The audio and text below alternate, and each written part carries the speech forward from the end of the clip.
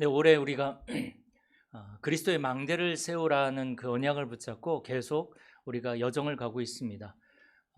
그 여정 속에서 그리스도의 망대를 세우면 우리의 현장이 이제 살아나기 시작하는 거죠. 근데 우리가 현장이라는 얘기를 많이 하잖아요. 저는 이 현장이라는 단어를 이번 주간에 좀 묵상을 하다가 갑자기 20대 때 뛰었던 노가다 현장이 생각나더라고요. 대부분 현장이라고 하면 그 노가다 현장을 얘기를 하잖아요. 그런데 가만히 그 때를 생각해 보니까 제가 수유동에 있는 어떠한 그 상가 건물을 짓는데 지을 때부터 제가 그 건물 건축될 때까지 직영으로 거의 일을 한 적이 있었거든요. 그래서 지날 때마다 뿌듯해요. 저거 내가 지었다면서. 그런데 제가 거기서 일을 할 때 보면 내가 하는 일이 뭔지를 모르겠어요. 어느 날은 보면 그 레미콘차가 부었는데 그걸 뭐라고 합니까? 틀을 뜯어내고 정을 가지고 막 그걸 깎아내더라고요. 저보고 그걸 시켜가지고 깎아내고 뭐 여러 가지 일을 하는데 그게 뭐 저는 어떤 의미가 있는지 모르겠더라고요. 또 거기에 또 많은 다양한 그러한 일을 하는 사람들이 왔다가 가기도 하고 또 거기 많은 사람들이 일을 하고 가고 하루 하기도 하고 뭐 일주일 하기도 하고 그런데 어느 날 보니까 그게 아주 이쁜 건축물로 딱 세워져 있더라는 거죠.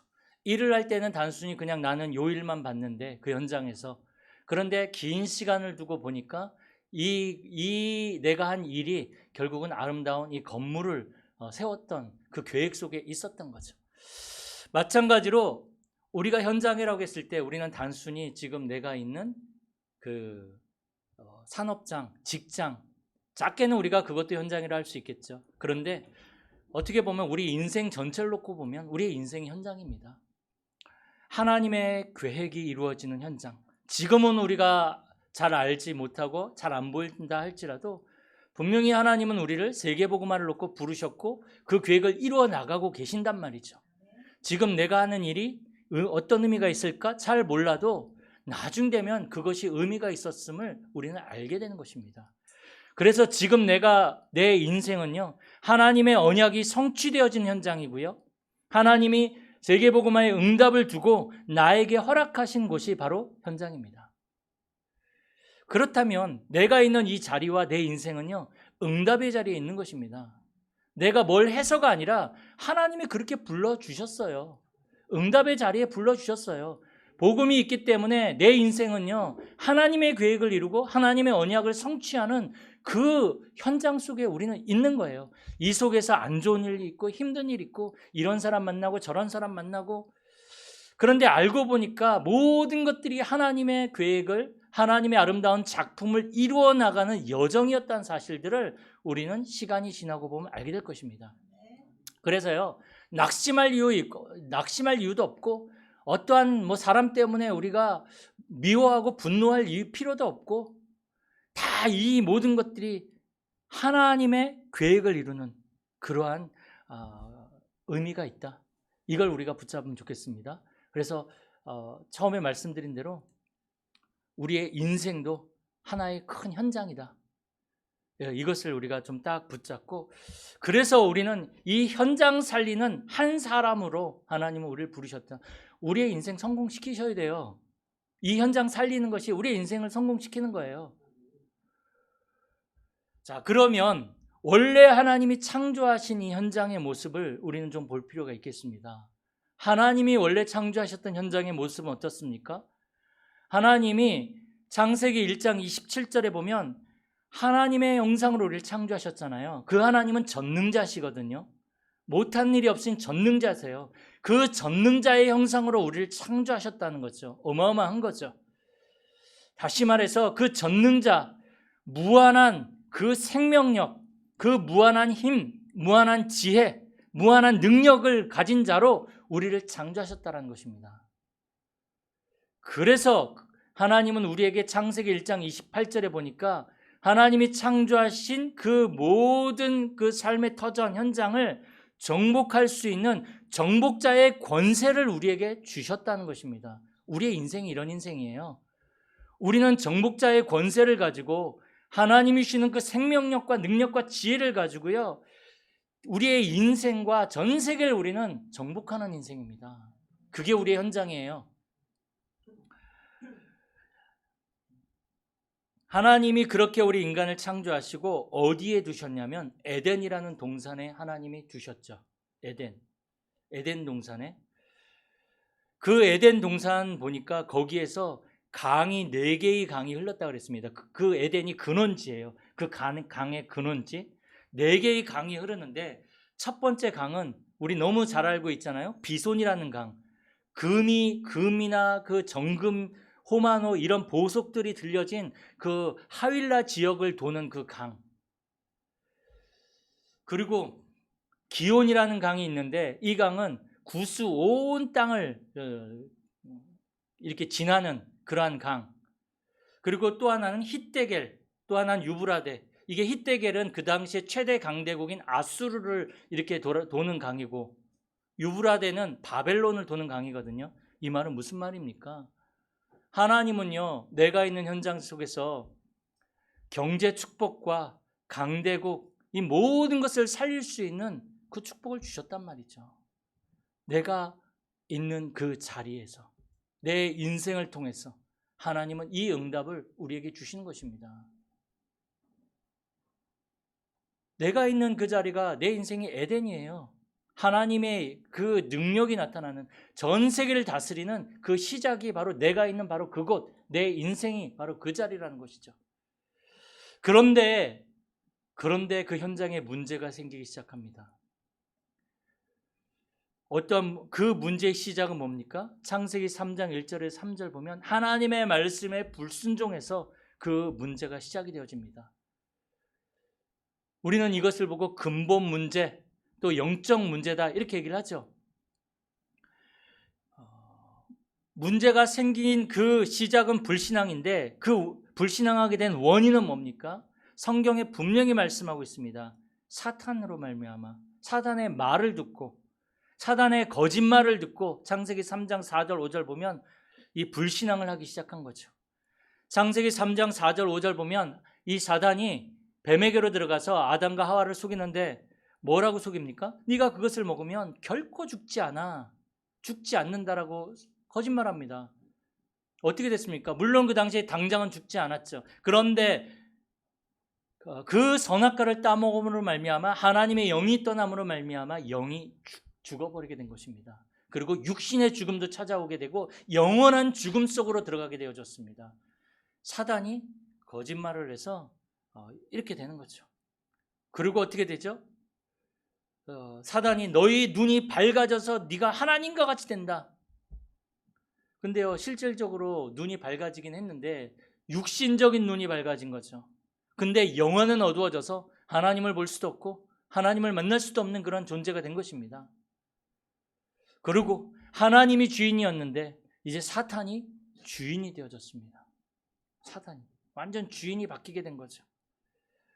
그리고 선악을 알긴 아는데 그 선악의 기준이 누가 됐냐면 내가 선악의 기준이 됐어요. 내가 선이라고 하면 그게 선인 거예요.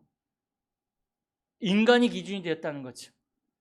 그래서 어떻게 됩니까? 결과 육신만 남게 되어진 것입니다. 육신만. 그래서 현실은 어떻습니까? 모든 관계가 깨져버립니다. 하나님과 나 사이의 관계가 깨어지죠. 그게 창세기 3장 8절입니다. 하나님과 나 사이의 관계가 깨어지고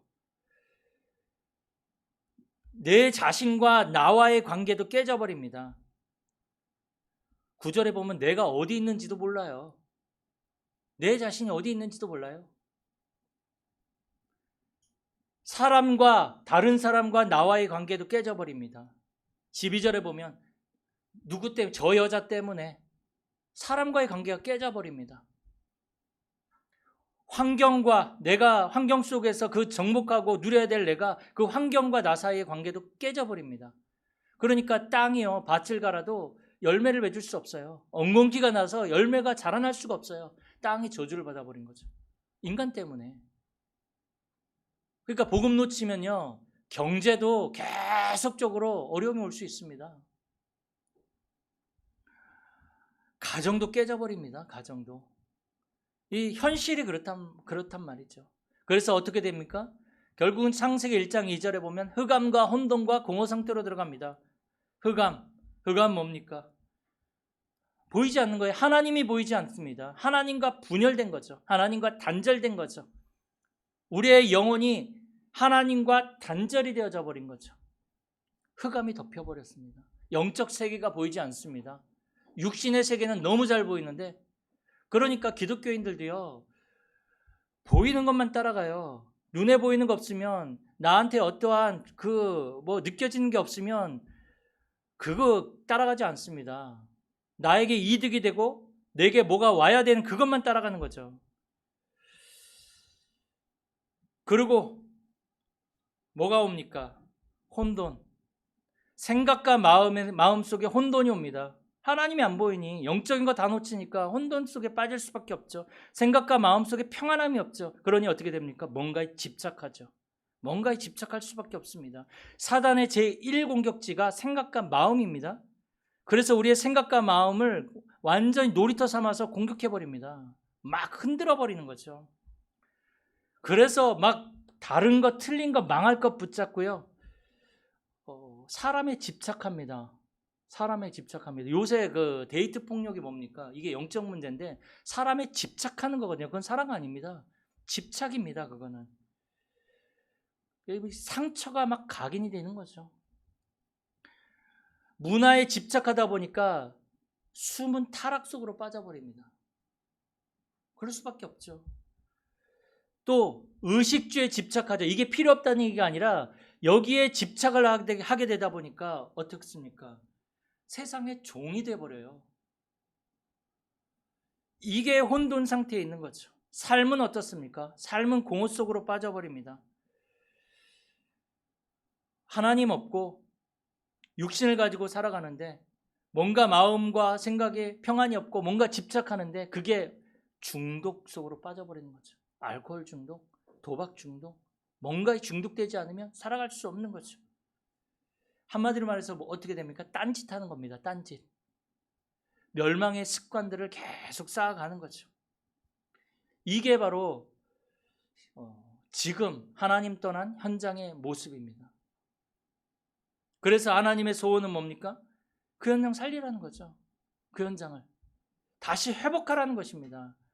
그래서 하나님은 저와 여러분들을 부르신 것입니다.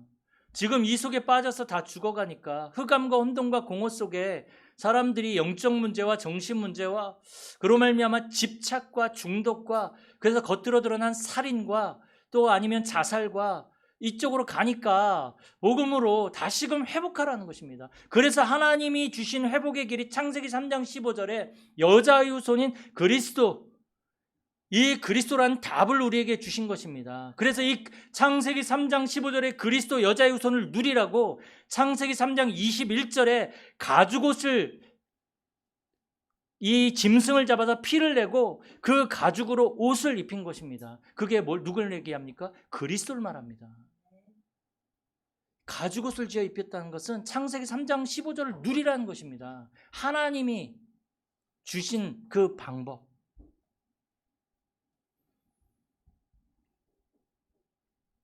하나님이 직접 행하시는 방법은요, 그리스도 말고는 없습니다. 다른 거 붙잡지 마십시오. 내 생각도 사실은 어떻게 보면 현장은 못 살립니다. 영적 문제 해결 못합니다. 아무리 내가 막 그냥 집중해서 염려하고 걱정해 보십시오. 영적 문제 해결 안 됩니다. 하나님이 직접 행하시는 방법인 그리스도 붙잡고 우리는 누려야 되는 것입니다. 그리스도만이 이 문제를 해결할 수 있는 거죠. 그 그리스도께서 창세기 1장 3절에 보면 창조의 빛으로 우리에게 오셨습니다. 그 그리스도께서 이사야 60장 1절에 보면 영광의 빛으로 우리에게 비춰주셨습니다. 말라기 4장 2절에 보면 치유의 빛으로 우리에게 오신 것입니다. 이 그리스도는 요한복음 1장 4절에 보면 생명의 빛으로 우리에게 오셔서 우리에게 영원한 생명을 주신 것입니다. 마태복음 5장 14절에 보면 세상을 비추는 참 빛으로 이 예수님은 이 땅에 오셔서 우리에게 비추셨습니다. 어디에 비추셨습니까? 창세기 1장 27절에 내 영혼 속에. 창세기 2장 7절 보면 내 생각과 마음 속에, 창세기 2장 18절에 내 삶 속에 이 빛을 비춰주셔서 창세기 1장 28절에 세상을 정복하는 정복자의 권세를 회복하게 하셔서 현장을 살리게 하시는 것입니다. 하나님이 주시는 정복자의 권세 아니면 우리는 현장과 우리의 인생을 살려낼 수 없는데, 그게 처음부터 그렇게 말씀하셨잖아요. 회복할 수 있는 유일한 길은 그리스도뿐이 없다라는 것입니다. 이 그리스도.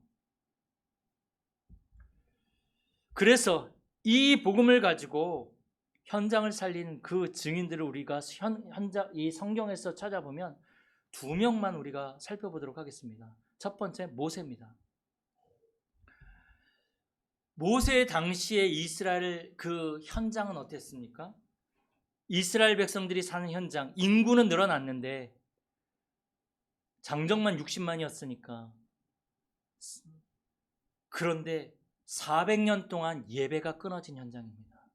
피제사를 놓쳐버린 현장. 그거 어떻게 됩니까? 그들의 삶이 애굽인의 학대를 받기 시작하죠. 이스라엘을 알지 못한 임금이 일어나서 이스라엘 백성들을 학대하기 시작합니다. 그리고 이스라엘 백성들이 하나님을 예배하고 하나님을 찬양해야 될 이스라엘 백성들이 우상을 건축하는 일에 동원이 되어집니다. 이게 말도 안 되는 일이 벌어지기 시작하는 거죠. 그리고 남자 아이들은 태어나면 다 죽이라는 남아 살해 명령이 벌어지기 시작하죠. 이게 현장의 모습이에요. 400년 동안 예배가 끊어졌는데, 400년 동안 피해 제사가 끊어졌는데 현장에 어마어마한 문제들이 오기 시작합니다.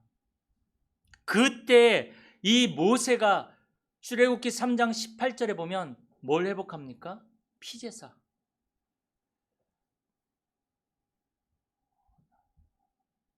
너는 바로왕에게 가서 얘기해라. 여호와 하나님께서 우리에게 임하셨은즉 우리가 우리 하나님께 제사를 드리라오니 사흘 길쯤 광야로 가도록 허락하소서 하라. 예전 성경에는 피제사로 나오거든요. 이 피제사의 언약을 붙잡고 이 모세가 애굽에 들어갔는데 어떤 일이 벌어집니까? 그 당시 최대 강대국인 그 바로 왕이 항복합니다. 말도 안 되는 일이 벌어지기 시작하는 거죠. 군사력으로도 그 바로 왕을 이길 수 없는데 피제사의 언약을 붙잡고 들어갔을 때에 최대 강대국의 왕인 바로 왕이 항복을 하게 되어지고, 그 애굽에, 그 풍요로운 그 애굽에 재앙이 내리기 시작합니다. 그리고 그 10가지 재앙은 바로 애굽의 모든 신들에 대한 그 하나님의 심판이었습니다. 그리고 이스라엘 백성들이 거기서 노예로 거기서 생활을 했는데 그 노예에서 해방되는 일이 벌어지죠. 그게 어떠한 군사력이었습니까? 아니면 어떠한 누가 사람의 도움 때문에 그랬습니까? 그게 아니죠. 피제사, 그리스도를 회복한 것입니다. 그리스도, 복음을 회복한 것입니다. 그랬더니 400년 동안 그 정말로 없었던 그런 일들이, 절대로 일어날 수 없는 그런 응답들이, 역사들이 일어나기 시작한 것입니다. 사무엘 보십시오. 오늘 우리가 읽은 이 사무엘.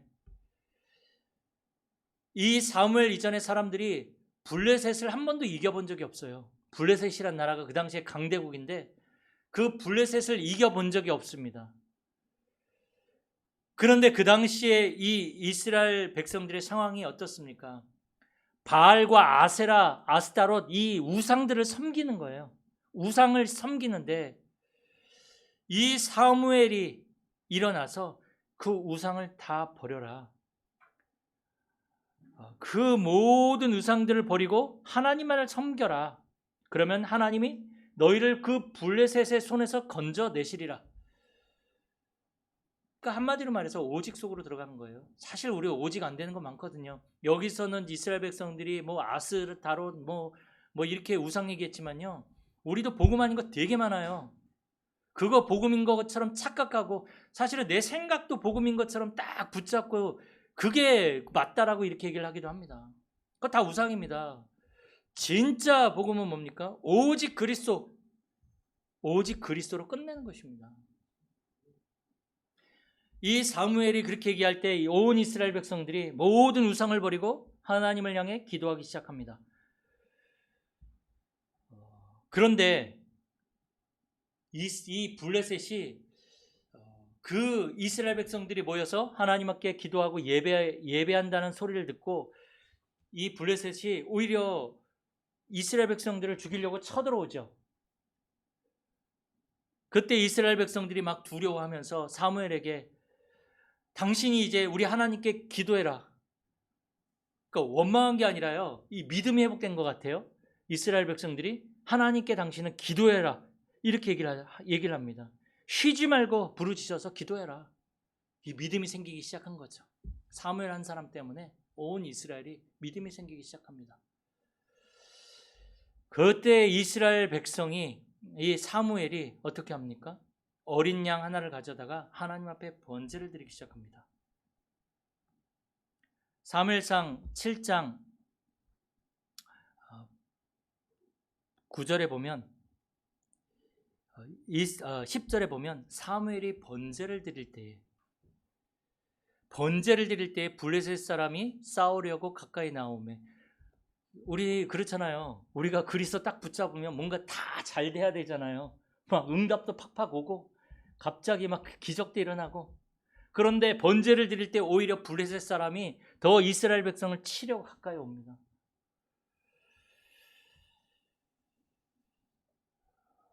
그런데요, 우리가 그 이스라엘 백성들이 생각지도 못했던 일들이 일어나죠. 현실은 굉장히 두려워요. 뭔가 변하지 않고 오히려 더 어려움이 오는 것 같아요. 그런데 하나님이 우레를 발해서 이 블레셋 사람들을 치기 시작합니다. 여호와께서 응답을 하시는데 그 기도에, 사무엘이 했던 그 기도에, 이스라엘 백성들이 했던 그 기도에 응답하셔서 여호와께서 싸우셨다라고 성경은 기록하고 있습니다.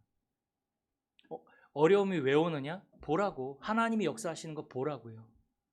문제가 왜 옵니까? 하나님이 그 속에 일하시는 거 보라고. 그래서 이스라엘 백성들은 싸우지 않고 승리하게 되어집니다. 그리고 블레셋이 이스라엘에 굴복하게 되어지죠. 그리고 전쟁이 끊어지고 이스라엘 백성들이 빼앗긴 그 모든 땅들을 다시금 회복하게 되어집니다. 13절에 보면 여호와의 손이 사무엘이 사는 날 동안에 블레셋 사람을 막으심에, 저와 여러분들의 그 인생, 이 여정, 이 현장 속에서요, 여호와의 손이 막으시면 모든 재앙과 사단이 우리를 이길 수 없습니다. 여호와의 손이 막아주셔야 돼요. 여호와의 손이 막지 않으면 우리는요, 그 블레셋을 우리의 힘으로 어떻게 이길 수 있습니까? 사단을 우리가 어떻게 이길 수 있습니까? 우리가 가진 것이 없고 우리가 능력이 없다 할지라도 하나님은 하나님의 시간표에 하나님이 응답하시고 하나님이 싸우시고 또 하나님은 굴복하게 하시고 하나님은 막아주시는 것입니다. 이게 우리의 현장에서 일어나는 일들이에요. 복음 붙잡은 자들에게, 피제사의 언약을 붙잡은 자들에게 일어나는 일들이거든요. 그러면 그리스도 놓쳤다, 그리스도 말고 다른 거 붙잡았다, 이 일들이 일어나겠습니까? 이건 영적인 일들인데. 이 응답을 우리는 앞으로 계속적으로 보게 될 것이고요. 또 이것을 우리와 같이 있는 사람들이 또 보게 될 것입니다.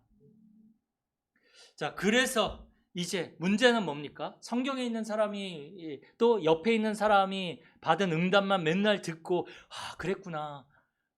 그랬구나. 우리는 그렇게 살 인생이 아니라 이제 우리는요, 전 세계 살릴 한 사람으로, 이 시대 살릴 그 한 사람으로, 우리의 인생을 살릴 그 한 사람으로 하나님은 나를 부르셨다는 것입니다. 이거에 대한 확신을 가지셔야 됩니다. 그래야 어떠한 문제가 오고 어떠한 일이 우리의 인생에 생겨도요, 흔들리지 않습니다.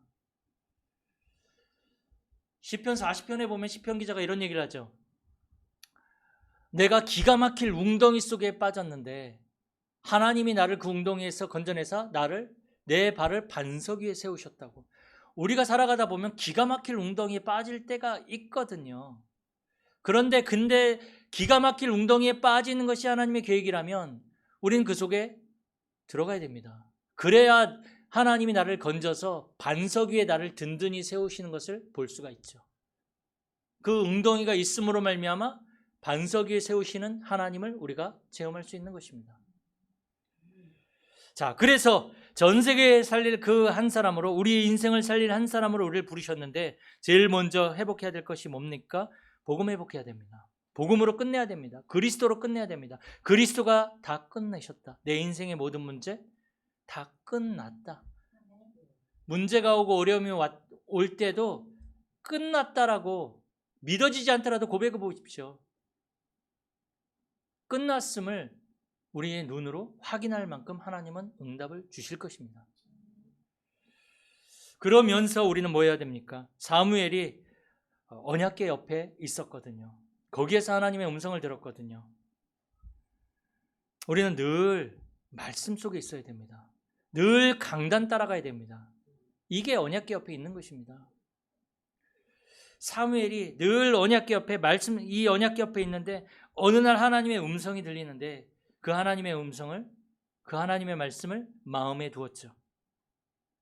그러다 보니까 어느 날 응답이 오기 시작합니다. 그러니까 그 응답을 받으니까 미스바 운동이 일어나는 것입니다.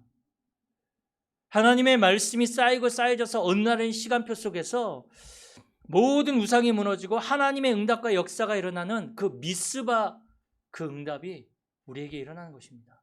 우리의 가정에, 가문에, 후대에 이 미스바 운동이 일어나는 것입니다. 지금 우리가 가만히 한번 현장을 또 주위를 이렇게 둘러보면 그 현장의 모습을 볼 때 어느 날 보면 하나님의 말씀이 내 안에서 또 우리의 삶 속에서 경제, 학업에서 끊어져 있다라는 것이 보일 것입니다. 하나님의 말씀이 끊어져 있으면요, 말씀을 따라서 행하시는 그 하나님의 일이 안 보입니다. 말씀이 끊어졌는데 하나님은 말씀을 성취하면서 지금 이루어 가시는데 내 안에 하나님의 말씀이 끊어졌다. 그 사무엘 시대 때 보십시오. 엘리 제사장 말씀이 끊어졌어요. 아합 왕 시대 때 말씀이 끊어져 버린 거예요. 그러니 재앙이 오는 거거든요. 말씀이 끊어지니까 내 안에, 내 현장에, 삶 속에, 경제에 말씀을 이루어 나가시는 하나님의 일이 안 보여요. 이것만큼 무서운 게 어디 있겠습니까? 이제는요, 나은 사람 때문에 끊어진 이 말씀이 우리의 가정과 현장과 모든 곳에 회복되어져야 됩니다. 그게 현장 살리는 한 사람입니다. 그게 전 세계 살리는 시작입니다. 말씀 우습게 보지 마십시오. 하나님의 말씀은 반드시 성취되어지는 것이기 때문에 내 생각과 능력보다 더 어마어마한 것입니다. 그래서 그 말씀을 붙잡았던 사무엘을 통해서 다윗과 같은 그런 전무후무한 인물이 세워지잖아요. 자, 오늘 현장 살린 한 사람, 서론에 말씀드린 대로 우리의 인생이 현장이고 우리의 산업, 또 우리의 가정, 후대 다 현장입니다. 여기에 뭐가 필요합니까? 하나님의 말씀입니다. 하나님은 내 인생에 말씀을 이루어 나가십니다. 그런데 말씀이 끊어지면 되겠습니까? 우리 현장에, 우리 산업의 말씀이 끊어지면 되겠습니까? 정말 이제 창세기 1장 27절에 전능자의 그 형상을 가지고, 창세기 1장 28절에 정복자의 권세를 가지고 말씀 붙잡고 현장 살리고 전 세계 살리고 나를 살리는 그 축복을 누리는 우리 모든 성도님들이 되어주길 축복합니다. 살아계신 하나님 감사드립니다. 이번 한 주간도 말씀을 붙잡고 우리의 모든 현장을 살리게 하여 주옵소서. 주 예수 그리스도의 이름으로 기도드립니다.